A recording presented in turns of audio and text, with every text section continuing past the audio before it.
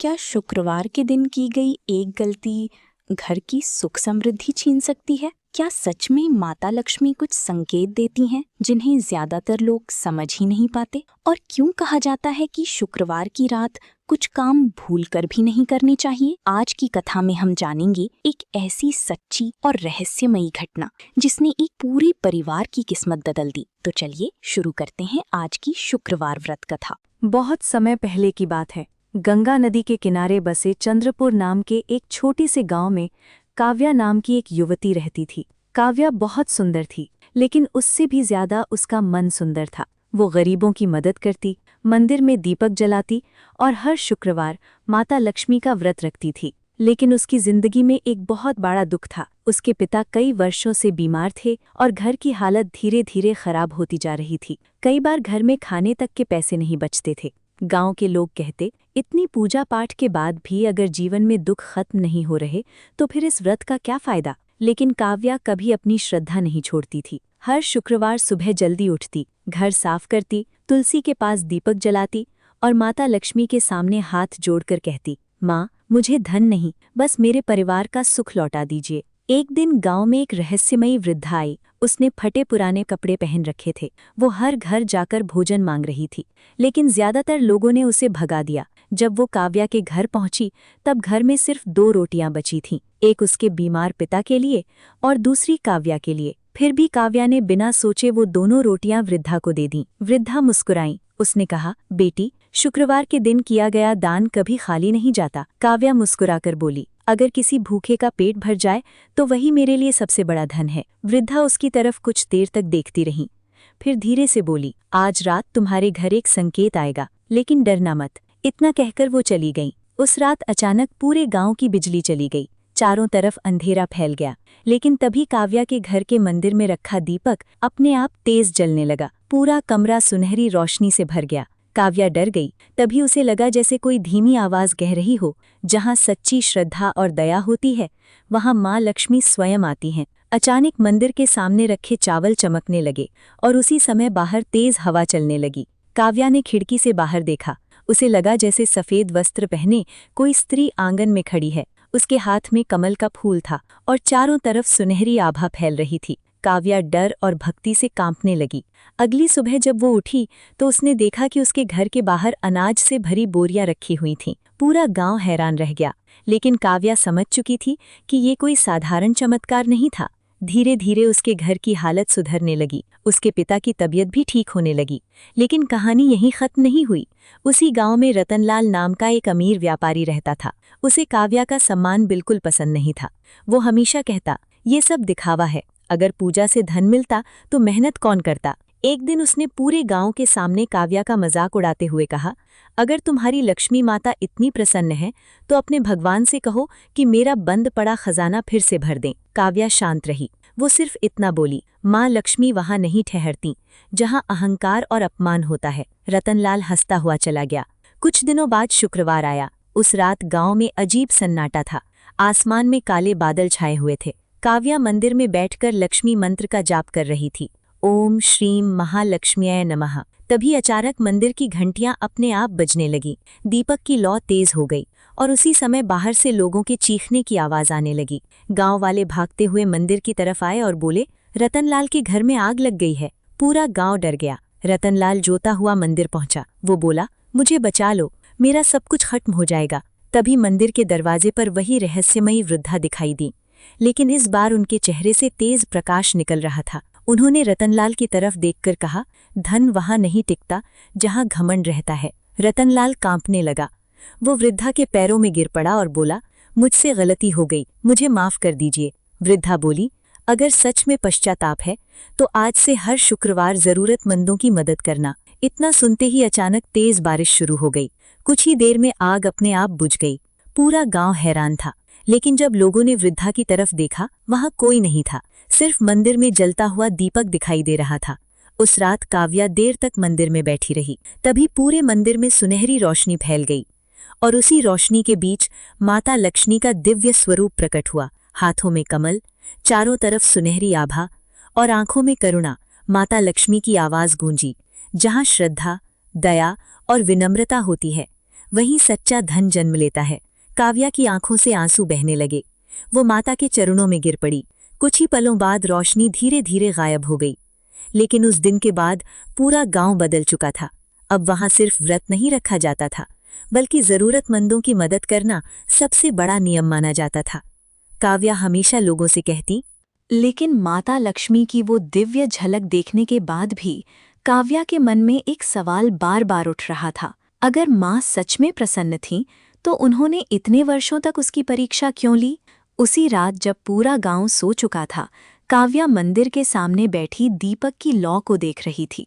तभी अचानक मंदिर की घंटी अपने आप बज उठी। चारों तरफ हल्की सुनहरी रोशनी फैलने लगी और उसी रोशनी के बीच वही रहस्यमयी वृद्धा फिर दिखाई दी। काव्या तुरंत उनके चरणों में झुक गई। वृद्धा मुस्कुराईं और बोलीं, हर इंसान धन चाहता है, लेकिन बहुत कम लोग धन के साथ विनम्रता संभाल पाते हैं। काव्या ध्यान से उनकी बातें सुन रही थी। वृद्धा बोली, अगर तुम्हें शुरुआत में ही सब कुछ मिल जाता तो शायद तुम भी दूसरों की पीड़ा भूल जाती। इतना कहकर उन्होंने काव्या के सिर पर हाथ रखा। अचानक काव्या को एक अजीब दृश्य दिखाई देने लगा। उसने देखा, एक बहुत बड़ा महल सोने चांदी से भरा हुआ और उसी महल में एक घमंडी स्त्री गरीबों को अपमानित कर रही है। काव्या डर गई। तभी वृद्धा की आवाज़ गूंजी, वो स्त्री तुम ही थीं पिछले जन्म में। काव्या हैरान रह गई। वृद्धा बोली, तुम्हारे पास सब कुछ था, लेकिन तुमने कभी किसी जरूरतमंद की मदद नहीं की। तुम्हारे अहंकार ने कई लोगों के आंसू बहाए थे। काव्या की आंखों से आंसू निकलने लगे। वृद्धा आगे बोली, इस जन्म में तुम्हें गरीबी इसलिए मिली ताकि तुम दूसरों का दर्द समझ सको। पूरा मंदिर शांत हो गया। अब काव्या समझ चुकी थी कि उसकी कठिनाइयां सजा नहीं, बल्कि सीख थीं। अगले दिन से उसने एक नया नियम बना लिया। हर शुक्रवार वो सिर्फ व्रत नहीं रखती थी, बल्कि कम से कम एक ज़रूरतमंद इंसान की मदद ज़रूर करती थी। धीरे धीरे उसका घर खुशियों से भरने लगा। लेकिन उसी समय गांव पर एक नया संकट आ गया। लगातार कई महीनों तक व्यापार बंद रहने से गांव में गरीबी फैलने लगी। लोग एक दूसरे से झगड़ने लगे। कई घरों में भोजन तक की कमी हो गई। एक दिन गांव वाले काव्या के पास आए और बोले, तुम्हारी भक्ति से इस गांव में सुख आया था, अब तुम ही कोई रास्ता बताओ। काव्या कुछ देर शांत रही, फिर बोली, माँ लक्ष्मी सिर्फ धन की देवी नहीं है, वो करुणा और सद्भाव की देवी भी हैं। उसने पूरे गांव में घोषणा करवा दी, इस शुक्रवार हर घर से एक दीपक मंदिर में आएगा और हर परिवार किसी न किसी जरूरतमंद की मदद करेगा। शुक्रवार की शाम पूरा गांव मंदिर में इकट्ठा हुआ। सैकड़ों दीपक जल उठे। पूरा मंदिर सुनहरी रोशनी से चमकने लगा। किसी ने भोजन दान किया, किसी ने कपड़े, तो किसी ने गरीब बच्चों की पढ़ाई का खर्च उठाया। काव्या मंदिर के बीचों बीच बैठकर मंत्र जाप कर रही थी, ओम श्रीम महालक्ष्मीये नमः। तभी अचानक मंदिर के सारे दीपक एक साथ तेज चलने लगे। पूरा मंदिर दिव्य प्रकाश से भर गया। लोग डर और भक्ति से कांपने लगे और उसी रोशनी के बीच माता लक्ष्मी का विशाल दिव्य स्वरूप प्रकट हुआ। उनके हाथों से सुनहरी रोशनी पूरे गांव में फैलने लगी। माता की आवाज़ गूंजी, जहाँ दया, श्रद्धा और सेवा होती है, वहीं सच्ची समृद्धि जन्म लेती है। अगले ही पल मंदिर के बाहर तेज बारिश शुरू हो गई। सूखे खेत पानी से भरने लगे। कई महीनों से बंद पड़े व्यापार फिर से चलने लगे। गांव वाले खुशी से रोने लगे। लेकिन जब उन्होंने फिर मंदिर की तरफ देखा, माता का स्वरूप धीरे धीरे प्रकाश में विलीन हो चुका था। उस दिन के बाद चंद्रपुर गांव पूरी तरह बदल गया। अब वहां शुक्रवार का व्रत सिर्फ धन पाने के लिए नहीं रखा जाता था, बल्कि जरूरतमंदों की मदद करना सबसे बड़ा नियम माना जाता था। और काव्या हमेशा लोगों से कहती, समय बीतता गया। अब चंद्रपुर गांव दूर दूर तक लक्ष्मी कृपा वाला गांव कहलाने लगा था। हर शुक्रवार मंदिर में इतनी भीड़ होती कि लोगों को घंटों इंतजार करना पड़ता। लेकिन काव्या पहले जैसी ही सरल और शांत थी। उसे कभी अपने चमत्कारों पर घमंड नहीं हुआ। एक रात जब वो मंदिर में दीपक जला रही थी, तभी अचानक मंदिर के बाहर एक छोटी बच्ची दिखाई दी। उसके कपड़े फटे हुए थे और हाथ में एक टूटी हुई मिट्टी की गुड़िया थी। वो धीरे से बोली, दीदी, मेरी माँ बहुत बीमार है, क्या माता लक्ष्मी मेरी मदद करेंगी? काव्या उसकी आंखों में आंसू देखकर पिघल गई। वो बच्ची को लेकर उसके घर पहुंची। घर की हालत देखकर काव्या की आंखें भर आईं। छोटा सा टूटा हुआ घर, कोने में बीमार माँ और खाने के लिए सिर्फ सूखी रोटी। काव्या ने तुरंत गांव वालों को बुलाया।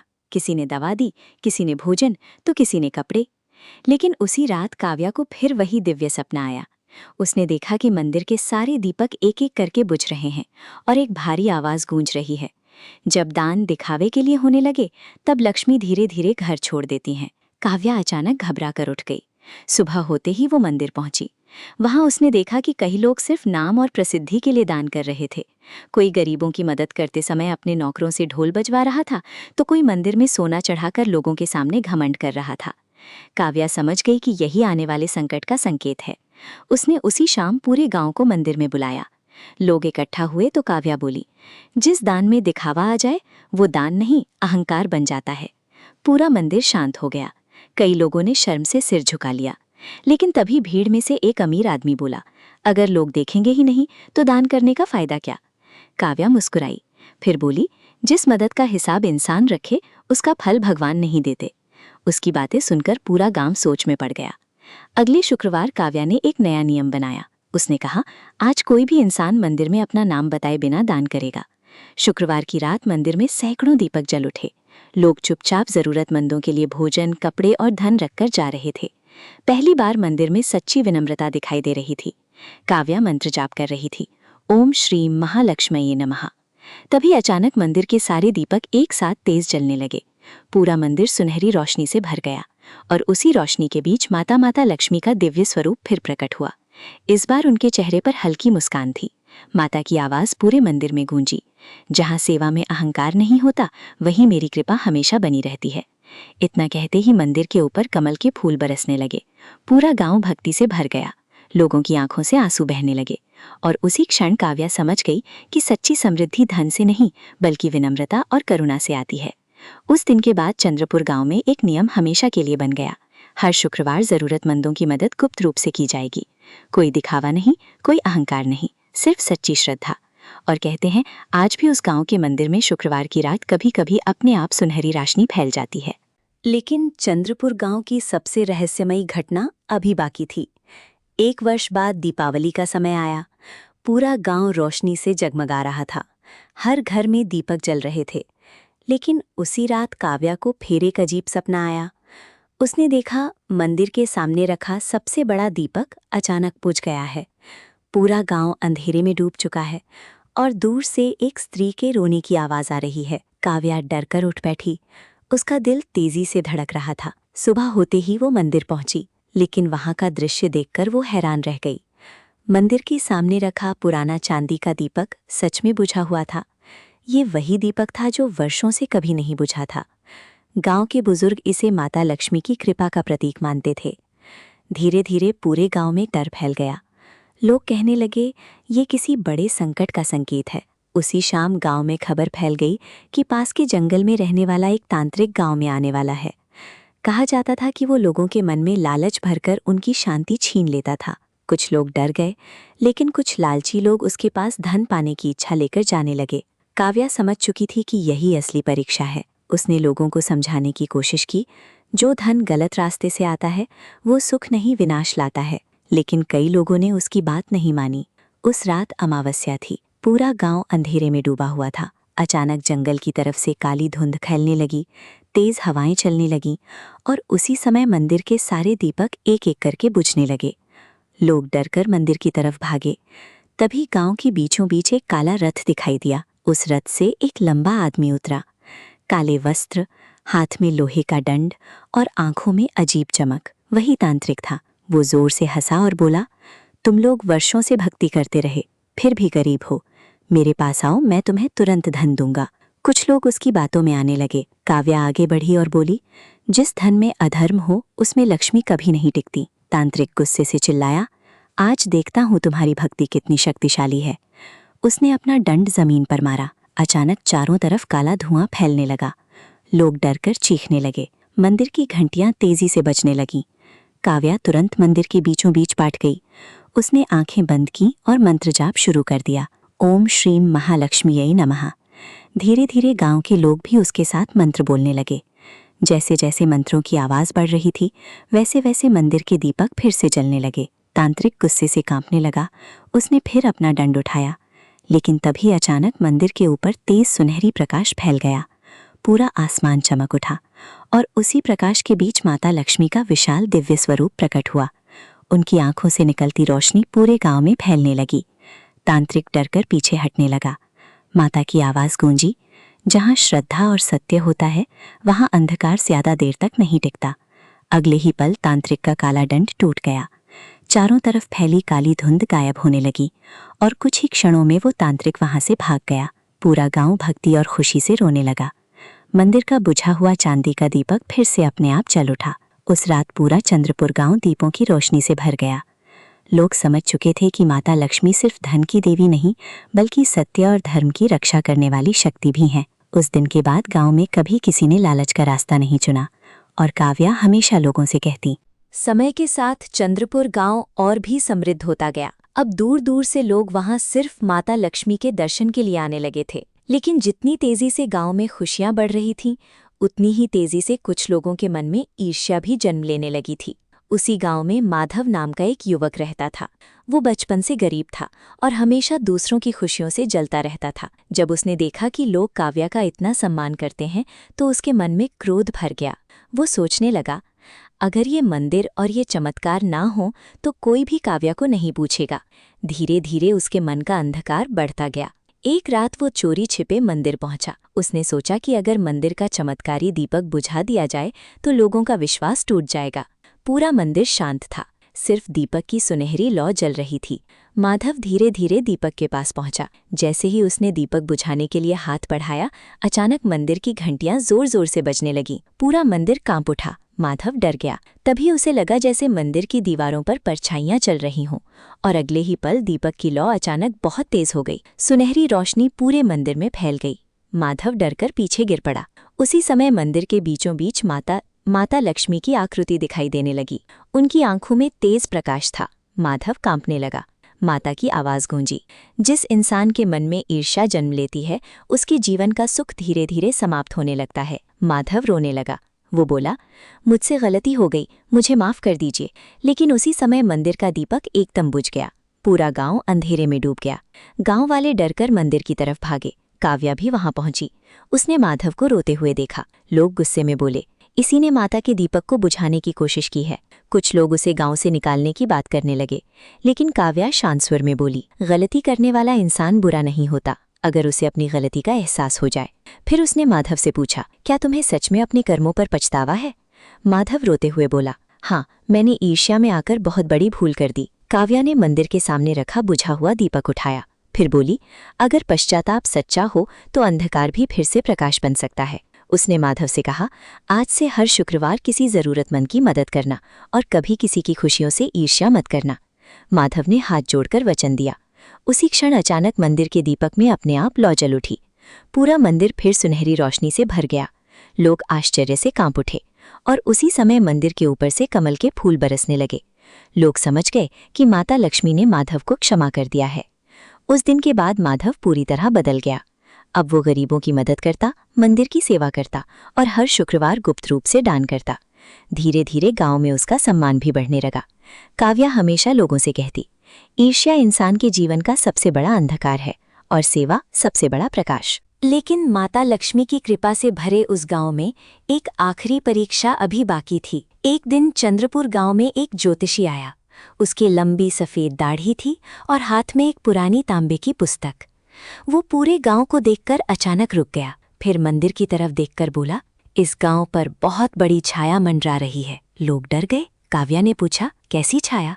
ज्योतिषी ने अपनी पुस्तक खोली। फिर गंभीर आवाज में बोला, जिस दिन इस मंदिर का पवित्र कमल सूख जाएगा उस दिन इस गांव का सौभाग्य भी खत्म होने लगेगा। पूरा गांव सन्न रह गया, क्योंकि मंदिर में माता लक्ष्मी के सामने रखा कमल वर्षों से कभी नहीं सूखा था। लेकिन अगले ही दिन लोगों ने देखा कि कमल की पंखुड़ियां धीरे धीरे मुरझाने लगी हैं।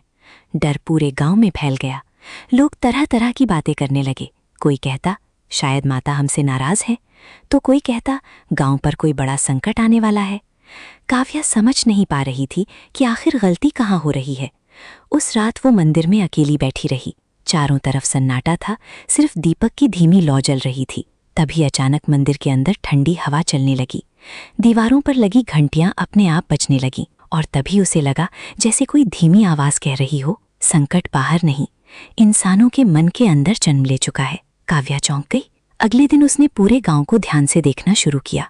धीरे धीरे उसे समझ आने लगा कि लोग फिर बदलने लगे थे। अब कई लोग सिर्फ चमत्कार देखने मंदिर आते थे, कुछ लोग सिर्फ धन मांगते लेकिन किसी की मदद नहीं करते। भक्ति धीरे धीरे स्वार्थ में बदल रही थी। काव्या समझ गई कि यही असली कारण है। उसने पूरे गांव में घोषणा करवाई, इस शुक्रवार मंदिर में कोई भी इंसान अपनी इच्छा मांगने नहीं आएगा, सब सिर्फ धन्यवाद देने आएंगे। लोग हैरान रह गए, लेकिन शुक्रवार की रात पूरा गांव मंदिर में इकट्ठा हुआ। पहली बार किसी ने धन नहीं मांगा, किसी ने सफलता नहीं मांगी, सबने सिर्फ हाथ जोड़कर माता को धन्यवाद दिया। किसी ने कहा, माँ आपने हमें भोजन दिया। किसी ने कहा, आपने हमारे घर में शांति दी। तो कोई रोते हुए बोला, आपने हमें सही रास्ता दिखाया।